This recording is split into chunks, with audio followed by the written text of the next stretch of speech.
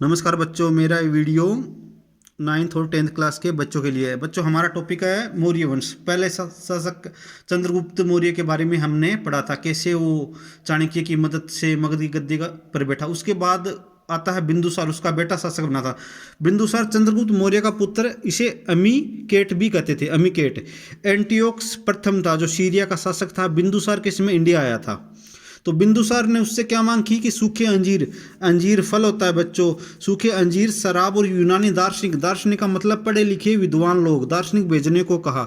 लेकिन एंटियोक्स ने मना कर दिया कि सूखे अंजीर और शराब तो मैं भेज दूंगा, लेकिन यूनानी कानून, यूनानी यानी सीरिया का कानून, हमें दार्शनिक भेजने की अनुमति नहीं देगा। वो तो बच्चों जाहिर सी बात थी कि कोई अपने देश का बुद्धिमान व्यक्ति दूसरे देशों में क्यों भेजेगा। उसके बाद अशोक, बिंदुसार का बेटा अशोक शासक बना। अशोक को बच्चों हम इसलिए याद करते हैं, उसको धार्मिक कार्य थे ना, धार्मिक सहिष्णु नीति थी, सभी धर्मों का आदर करना, सामाजिक कार्य, समाज कल्याण कार्य, कुओं का निर्माण कराना, बावड़ियों का निर्माण कराना आदि जनहित में कार्य किए थे। उससे हमें अशोक को याद करते हैं। मास्की गुजरा जो अभिलेख थे उसमें अशोक का नाम मिलता है। एकमात्र अभिलेख मास की गुजरा जिसमें अशोक का नाम मिलता है, इसी अभिलेखों में अशोक का नाम मिलता है। चारुमती अशोक की बेटी यानी पुत्री थी। उसका विवाह नेपाल के शासक देवपाल के साथ हुआ था और उसने बाद में देवपाटन नगर की स्थापना की थी नेपाल में। कलिंग युद्ध बच्चों, कलिंग है उड़ीसा में, कलिंग है उड़ीसा में। यह युद्ध अशोक ने लड़ा था कलिंग नरेश खारवेल के साथ, जो अपने राज्याभिषेक के 8 वर्ष बाद 9वें वर्ष में लड़ा गया युद्ध। इस युद्ध के बाद इसमें इतना नरसंहार हुआ, इतने सारे लोग मारे गए कि अशोक ने कभी न युद्ध लड़ने की शपथ यानी प्रतिज्ञा ले ली की और इसके बाद बौद्ध धर्म में ग्रहण कर लिया था। अशोक का राज्याभिषेक 269 ईस्वा पूर्व हुआ था। उसके बाद अशोक कलिंग युद्ध के बाद बौद्ध धर्म का अनुयायी बन गया और अहिंसा का प्रयोग हुआ, जो मौर्य साम्राज्य का पतन का कारण भी माना जाता है कि अशोक अहिंसा का प्रयोग हो गया और मौर्य साम्राज्य का पतन का कारण भी बन गया। अशोक के बेटे का नाम था महेंद्र, बेटे का नाम था संघमित्रा।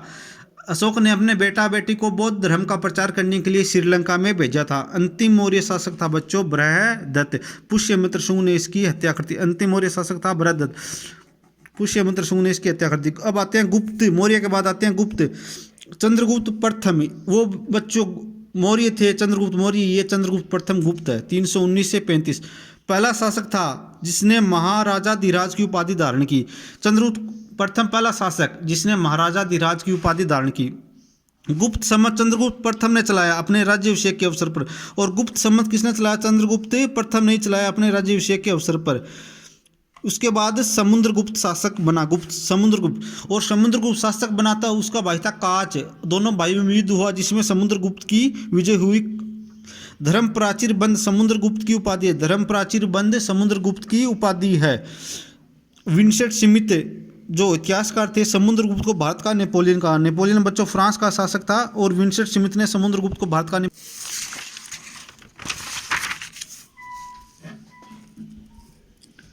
100 युद्धों का विजेता समुद्रगुप्त को माना जाता है बच्चों। 100 युद्धों का विजेता यानी 100 युद्धों को जीतने वाला समुद्रगुप्त को माना जाता है। प्रयाग प्रशस्ति जो इलाहाबाद में एक लेख है, इलाहाबाद में एक लेख था प्रयाग प्रशस्ति से, पाषाण पर खुदी, जो पत्थर पर खुदी अभिलेख था।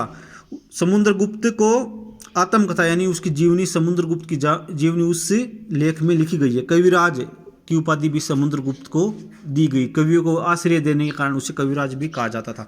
उसके बाद चंद्रगुप्त द्वितीय या विक्रमादित्य, एक ही नाम बच्चों, चंद्रगुप्त द्वितीय या विक्रमादित्य। उसे देवराज या देवगुप्त अन्य नामों से भी जाना जाता था। चंद्रगुप्त द्वितीय को देवराज, देवगुप्त अन्य नामों से भी जाना जाता था। अपने भाई रामगुप्त की हत्या उसने अपने भाई रामगुप्त की हत्या की थी और अपनी भाभी ध्रुव देवी से विवाह किया था चंद्रगुप्त द्वितीय ने। ताम्रलिखित गुप्तों का प्रमुख व्यापारिक स्थल है। ताम्रलिप्ति था ना, व्यापारिक स्थल था, मतलब जहाजों से सामान एक आयात निर्यात का ताम्रलिप्ति नाम से व्यापारिक स्थल था। 9 रत्न थे चंद्रगुप्त द्वितीय के दरबार में बच्चों। एक तो अकबर के दरबार में 9 रत्न थे, जैसे मुल्ला दो पैजा, तानसेन, बीरबल, अब्दुल रहीम खान, खन्ना, टोडरमल, भगवंदा से मान सिंह, ऐसे 9 रत्न थे। और एक चंद्रगुप्त द्वितीय के दरबार में 9 रत्न थे बच्चों। कालिदास, शंकु, घटक पर, क्षणपक, बेताल भट्ट, बररुचि, धन्वंतरी, ब्राह्मवीर। आगे का चैप्टर हम बच्चों अगले वीडियो में पढ़ेंगे। थैंक्स।